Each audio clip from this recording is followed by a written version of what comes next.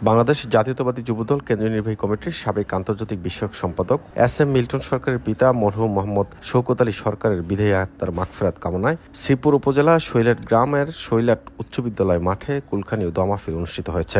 মোহাম্মদ আব্দুল হালিম সরকারের পরিচালনায় দোয়া মাহফিল অনুষ্ঠানে সভাপতিত্ব করেন ২ নং গাজীপুর ইউনিয়ন বিএনপির সভাপতি নয়েজ আলী। প্রধান অতিথি হিসেবে উপস্থিত ছিলেন শ্রীপুর উপজেলা বিএনপির সভাপতি আলহাজ মোহাম্মদ শাহজাহান ফকির। প্রধান মেহমান হিসেবে উপস্থিত ছিলেন শ্রীপুর উপজেলা বিএনপির সাধারণ সম্পাদক আক্তারুল আলম মাস্টার।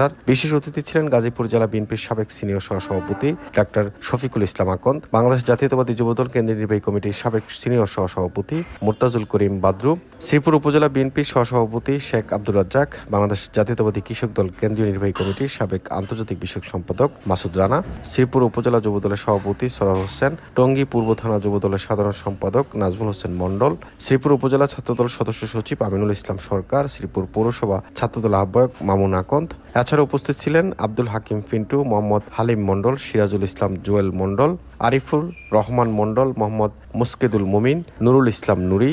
অনুষ্ঠানটির সার্বিক সহযোগিতা ছিলেন ২ নং গাজীপুর ইউনিয়ন বিএনপি যুবদল অঙ্গ ও সহযোগী সংগঠন।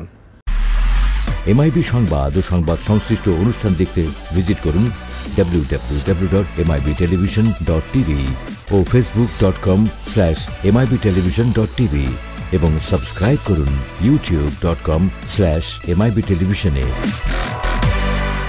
এমআইবি টেলিভিশন, সত্য খবর, সঠিক খবর।